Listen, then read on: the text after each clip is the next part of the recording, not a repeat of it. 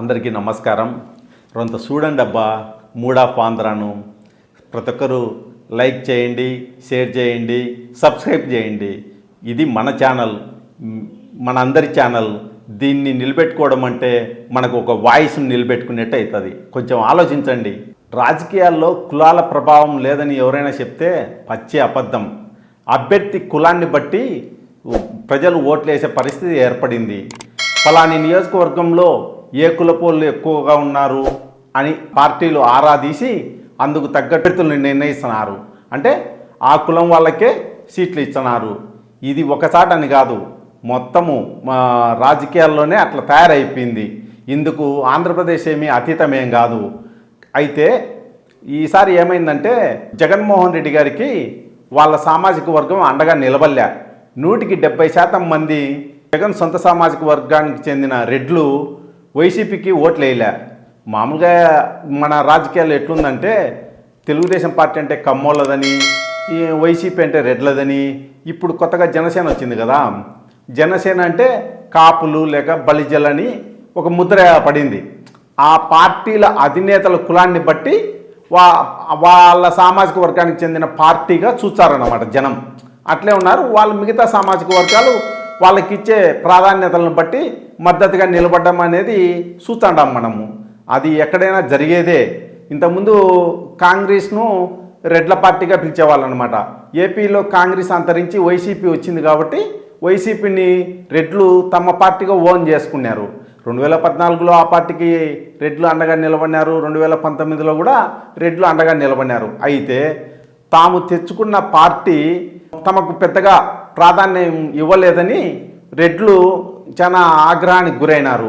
ఏంటంటే జగన్ పదే పదే నా ఎస్సీలు, నా ఎస్టీలు, నా బీసీలు, నా మైనార్టీలు అంటున్నాడని, అంటే మేమంత పనికిరాని వాళ్ళమా అని అగ్రకులాల వాళ్ళందరూ, అందులో రెడ్లు కూడా ఉన్నారనమాట, ఫీల్ అయినారు. కొంచెం హర్ట్ అయినట్టు మనకు ఉన్న సమాచారం. ఎన్నికల ఫలితాల అనంతరము జగన్ విశ్లేషించుకున్నాడు. ఏమిరా ఇవి ఇంత దారుణంగా వినామే, కారణం ఏందని విశ్లేషించుకుంటే రెడ్లు కూడా సపోర్ట్ చేయలేదని ఆయన గ్రహించినాడు. అందుకే ఎట్ట తిరిగి ఈసారి రెడ్లను మళ్ళా దగ్గరికి తీసుకోవాలా అని ఆయన నిర్ణయించుకున్నాడు. ఇంకా నా ఎస్సీలు, ఎస్టీలు, బీసీలు, మైనార్టీలు అంటున్నారు కదా, వాళ్ళకి ఎటు తను ప్రాధాన్యం ఇచ్చినాడని.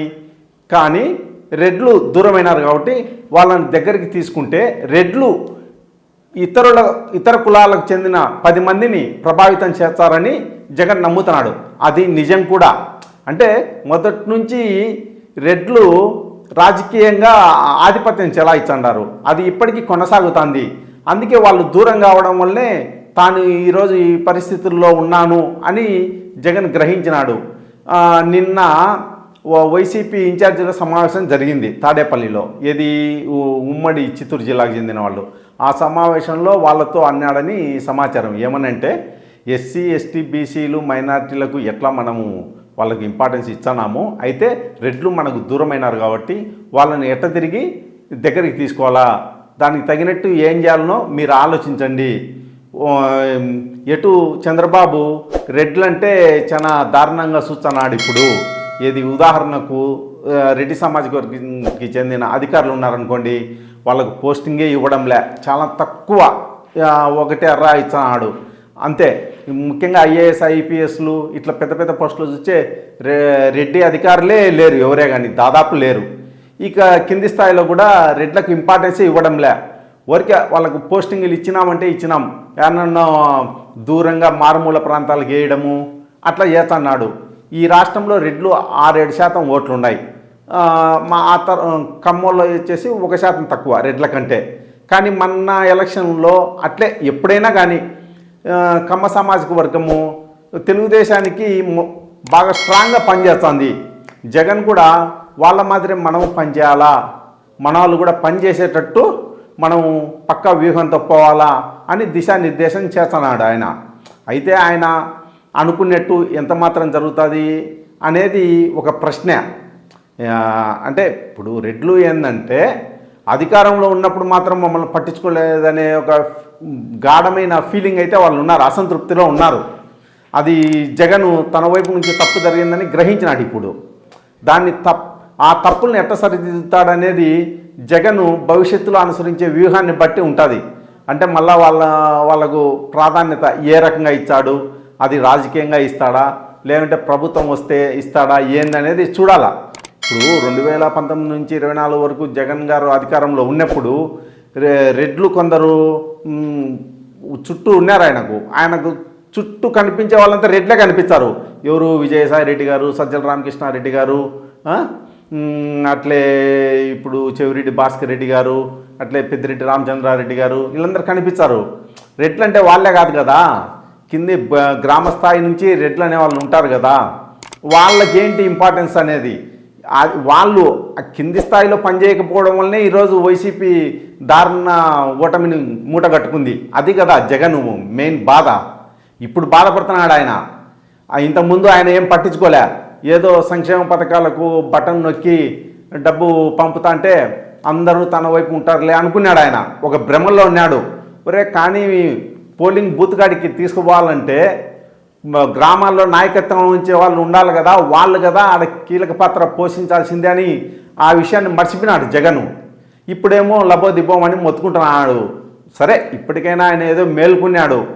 జగన్ను చూసి మొన్న ఎన్నికల్లో ఏంటంటే మొన్న 2019 నుంచి 24 వరకు ఈ ఎమ్మెల్యేలు ఎంపీలు కూడా ఆయన నా ఎస్సీ, నా ఎస్టీ, నా బీసీ వీళ్ళు అంటున్నారు కదా, అంటే మిగతా సామాజిక ఈ రెడ్డి సామాజిక వర్గను మిగతా అగ్రవర్ణాల వారిని పట్టించుకోవాల్సిన అవసరం లేదని వీళ్ళు కూడా ఎమ్మెల్యేలు ఎంపీలు అనుకున్నారు. దానికి కారణం ఏంటంటే రెడ్లకు ఇంకొక ఆప్షన్ లేదు, ఇంకొక పార్టీకి వేయలేరులే వాళ్ళు, సచ్చినట్టు మళ్ళీ వైసీపీకి వేస్తారని అనుకున్నారు. ఎలక్షన్లో వాళ్ళు ఖచ్చితంగా వైసీపీకి ఓట్లు వేస్తారనుకున్నారు. కానీ అట్లా చేయలే. ఒక అమెరికన్ హాస్య నటుడు ఫీల్డ్స్ అని ఒక ఆయన ఉంటాడు. ఆయన ఏమంటాడంటే, నేనెప్పుడు కూడా ఒక పార్టీకి అనుకూలంగా ఓటు వేయలేదు, నేనెప్పుడు కూడా ఒక పార్టీకి వ్యతిరేకంగా మాత్రమే ఓటు వేశానని చెప్తాడు ఆయన. ఎప్పుడు కూడా ప్రజలు కూడా అధికార పార్టీ ఏదైతే ఉంటుందో దానికి వ్యతిరేకంగానే ఓటు వేస్తారు. నిన్న జరిగిన ఎలక్షన్లు కూడా జగన్కు వ్యతిరేకంగానే జరిగినాయి తప్ప పాజిటివ్గా కాదు. జగన్ కావాలా వద్దా అని ఎలక్షన్లు జరిగినాయి. జగన్ వద్దు అనుకున్నారు, అందుకే ఆయనను 11 సీట్లకే పరిమితం చేసినారు. జగన్ వద్దు అనుకున్న వాళ్ళల్లో రెడ్లు కూడా మిగతా సామాజిక వర్గాల మాదిరిగానే వాళ్ళు కూడా వ్యతిరేకంగా ఓటు వేసినారనేది వాస్తవం. ఇప్పుడు జగన్ రెడ్లు కావాలనుకుంటున్నాడు. మిగతా సామాజిక వర్గాలు ఎట్లయితే తనకు అండగా నిలవాలని కోరుకుంటున్నాడో రెడ్లు కూడా కావాలని ఆయన బలంగా నిర్ణయించుకున్నాడు. అయితే వాళ్ళను ఏ విధంగా దగ్గరికి తీసుకుంటాడు, ఆయన అనుకునేంత మాత్రాన రెడ్లు ఆయన్ను నమ్ముతారా లేదా అనేది రానున్న రోజుల్లో తేలనుంది.